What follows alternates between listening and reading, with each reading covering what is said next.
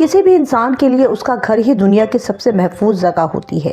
लेकिन ज़रा सोचिए, अगर किसी को जीते जी खुद उसी के घर में कैद कर दिया जाए, और कैद भी ऐसा वैसा नहीं बल्कि अंधे तहखाने में पूरे 5 सालों तक, तो उस पर क्या बीतेगी।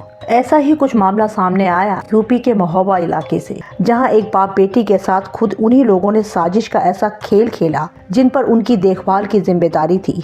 जहां एक पिता और बेटी को उनके अपने ही घर में 5 सालों तक कैद करके रखा गया। बंद बदबूदार कमरे में एक बाप बेटी हर रोज धीरे धीरे मौत के करीब जा रहे थे और किसी को कानों कान खबर तक नहीं हुई। किसी ने जानने की कोशिश भी नहीं की कि ऐसा क्यों हो रहा था।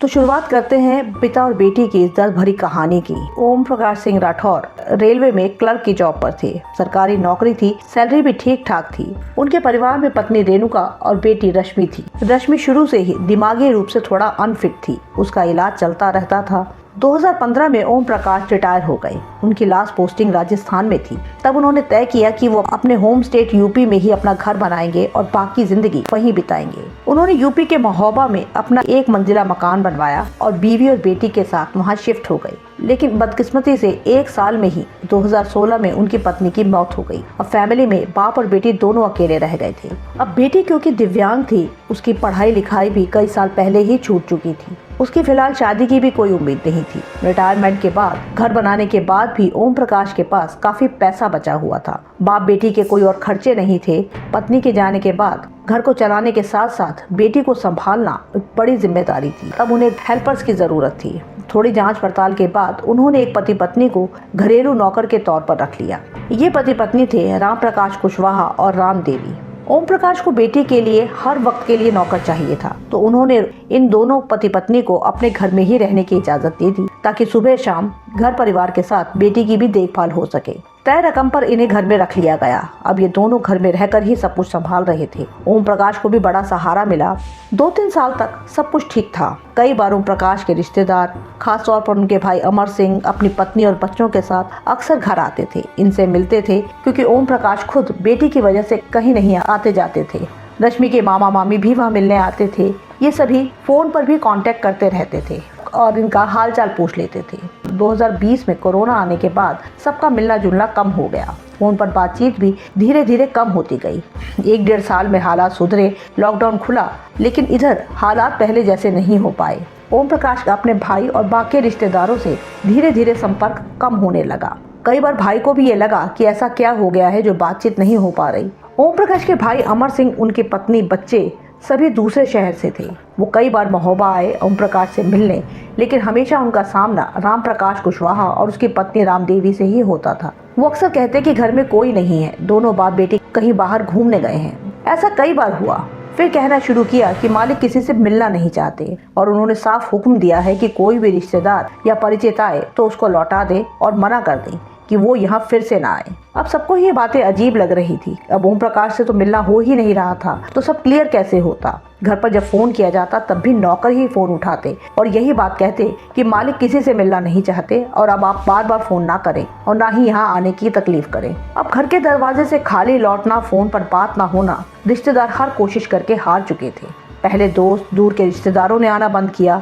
रश्मि के चाचा और मामा ने फिर भी कई बार कोशिश की, पर कोई फायदा नहीं हुआ। ओम प्रकाश और रश्मि से वो मिल ही नहीं पाए। हर बार घर के नौकर उन्हें दरवाजे से ही वापस भेज देते थे या घर पर ताला लगा होता था। जैसे जैसे टाइम बीतता जा रहा था, उतना ही रिश्तेदारों का आना कम होता गया। अब उन्होंने फोन भी करना बंद कर दिया।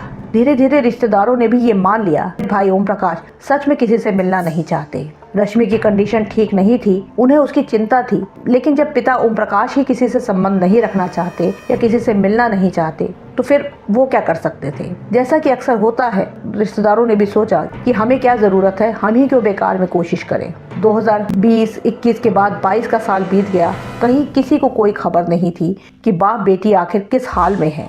उनसे किसी तरह का कोई कांटेक्ट नहीं था।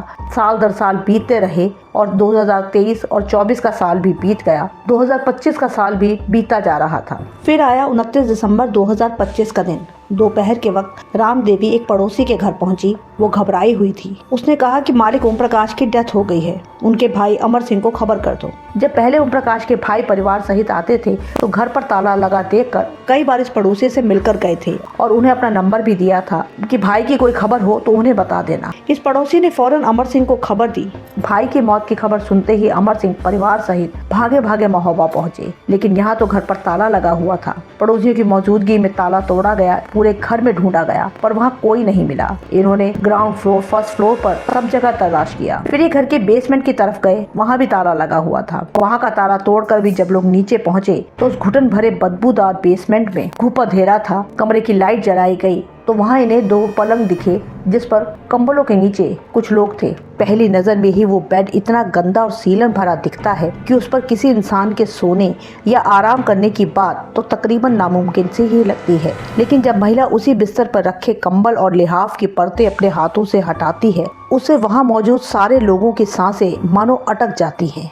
किसी जिंदा इंसान का ऐसा रूप इससे पहले शायद ही किसी ने देखा हो। असल में तहखाने में इस गंदे बिस्तर पर लिहाफ और कंबल के नीचे लोगों को जो कुछ नजर आया उसे इंसान कम बल्कि जिंदा कंकाल कहना ही ज्यादा सही है। ऊपर से उसका पूरा जिस्म ही बिना कपड़ों के था। पहली बार में उसे देखकर लगा कोई बहुत बुजुर्ग महिला हो, लेकिन वहाँ मौजूद लोग इस जिंदा कंकाल को देखते ही पहचान लेते हैं जो उस घर की वारिस थी, रश्मि, और जिसे घर के तहखाने में फिलहाल उस हालत में कैद किया गया था। ठीक कंकाल की शक्ल में तब्दील हो चुकी उस लड़की रश्मि की तरह ही उस सीलन भरे गंदे बिस्तर पर लेटा एक शख्स और भी था।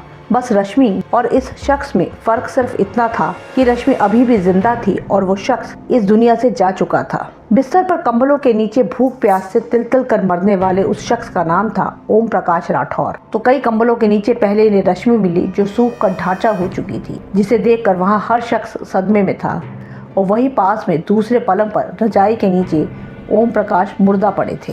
जब 2016 में ओम प्रकाश ने महोबा में अपना घर बनाना शुरू किया तो 1 साल के अंदर ही उनकी पत्नी की मौत हो गई। रिटायरमेंट की उम्र में बेटी और घर की जिम्मेदारी संभालना उनके बस की नहीं थी। तब उन्होंने राम प्रकाश और राम देवी इन्हें घर में हेल्पर के तौर पर रख लिया। ओम प्रकाश को 24 घंटे इनकी जरूरत थी तो इन दोनों को घर में ही रहने की इजाजत दी गई। अब धीरे धीरे उस घर में रहते हुए राम प्रकाश और राम देवी को ये एहसास हो चला था कि दोनों बाप बेटी उन पर ही डिपेंडेंट है। पिता की उम्र हो चली है और बेटी वैसे ही दिव्यांग है। वो इस हालत में नहीं है कि अपने लिए कुछ कर सके। लेकिन ये घर काफी बड़ा है, बैंक बैलेंस भी बहुत है, लड़की के लिए बहुत कुछ जोड़ कर रखा गया था। बाप की काफी उम्र हो चुकी है, वो आखिर कब तक जिंदा रहेगा?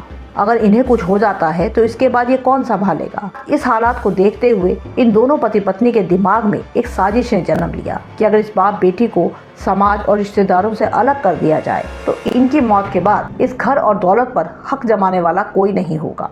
महोबा का ये बड़ा घर उनका हो सकता है। ये बात थी 2020 की। अब ये ख्याल दिमाग में आते ही इन दोनों ने अपनी साजिश को अंजाम देना शुरू कर दिया। ये दोनों पहले बेटी और फिर बाप को एक एक करके घर के बेसमेंट में लेकर गए। इन्होंने वहाँ पहले से ही 2 पलंग लगा रखे थे। दिव्यांग रश्मि को तो ये आसानी से बेसमेंट में ले गए, लेकिन ओम प्रकाश ने जब आनाकानी की तो इन्होंने ओम प्रकाश के साथ मारपीट भी की। उन्हें टॉर्चर किया गया। दोनों बाप बेटी को बेसमेंट में पटक दिया गया। इसके बाद उस बेसमेंट का दरवाजा सिर्फ तभी खुलता था जब ये नौकर उस बाप बेटी को कुछ खाना देने के लिए जाते थे। उनको जिंदा रखने के लिए खाना देना इनकी मजबूरी थी। ये ओम प्रकाश और रश्मि को सिर्फ उतना ही खाना देते थे ताकि ये दोनों जिंदा रहें। जब भी कोई इनके बारे में पूछने या मिलने आता था तो उन्हें बहाना बनाकर बाहर से ही विदा कर दिया जाता। 1-2 बार इनके भाई इंतजार करने के लिए घर में बैठे, तब भी वो इंतजार करते ही रह गए। उनसे कहा गया कि ये दोनों बाप बेटी शहर से बाहर गए हुए हैं, जबकि वो दोनों घर के ही बेसमेंट में कैद थे।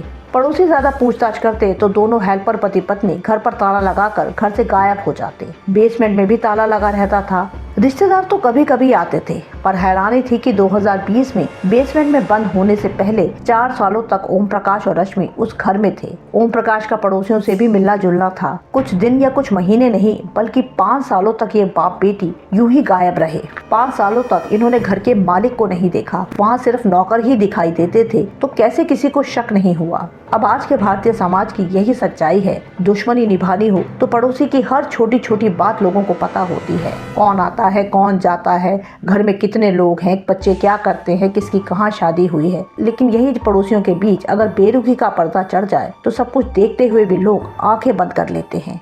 हम सबकी जिंदगी इतनी भागदौड़ वाली हो चुकी है कि हम पीछे रह जाने वाले लोगों को पलटकर भी नहीं देखते। इन दोनों बाप बेटी को घर के बेसमेंट में कैद हुए 5 साल बीत चुके थे। इतने सालों में इन हेल्पर पति पत्नी ने इस बाप बेटी को बेसमेंट में कैद करके रखा। उन्हें कभी कभार ही खाना देते थे ताकि वो सिर्फ जिंदा रहें और उनके शौच या साफ सफाई का इन्हें कोई काम न करना पड़े। जब जब ओम प्रकाश ने विरोध करने की कोशिश की तब तब उन्हें मारा पीटा जाता, टॉर्चर किया जाता और साथ ही इन्हें मार डालने की धमकी भी दी जाती। खाने के नाम पर थोड़ा बहुत निवाला दे दिया जाता। समय के साथ साथ ओम प्रकाश का शरीर भी कमजोर होता जा रहा था। उम्र दराज पिता को बेटी को जान से मारने की धमकी तक दी गई। लाचार मजबूर पिता ने अब विरोध करना छोड़ दिया था। वो पूरी तरह से इन नौकरों के रहमो करम पर थे। इन हालात ने ओम प्रकाश और उसकी बेटी को जिंदा लाश बना दिया था। इन दोनों के शरीर कंकाल हो चुके थे, जिन पर मांस ना के बराबर था। 2020 में जब कैद किया गया था तब रश्मि 22 साल की थी और ओम प्रकाश 65 साल के थे।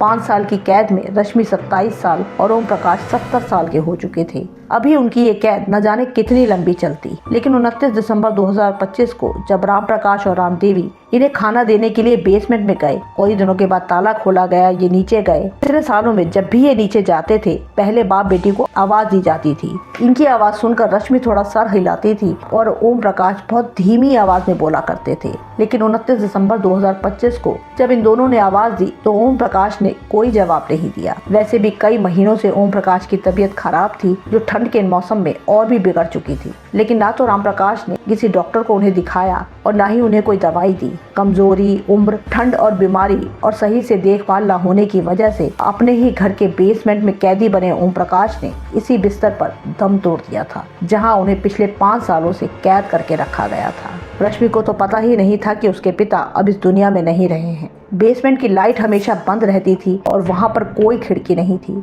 ओम प्रकाश के शरीर में कोई हरकत न होते देख इन्होंने बत्ती जलाई और फिर से चेक किया। जब ये कंफर्म हो गया कि ओम प्रकाश मर चुके हैं तब ये दोनों घबरा गए। फिर से लाइट बंद की। लाया हुआ खाना इन्होंने रश्मि के पास वहां रख दिया और उसे वैसे ही छोड़कर फिर से बेसमेंट का दरवाजा बंद करके बाहर चले गए। अब ये वहां से भागने की तैयारी में थे। ओम प्रकाश को डरा धमकाकर उनसे चेक पर साइन करवाकर बैंक से काफी रकम भी निकाल चुके थे। इन 5 सालों में घर का काफी सामान बेच चुके थे। बाकी बचा हुआ कीमती सामान जो भी था इन्होंने सब समेटा और घर को ताला लगाकर ये वहां से भाग गए।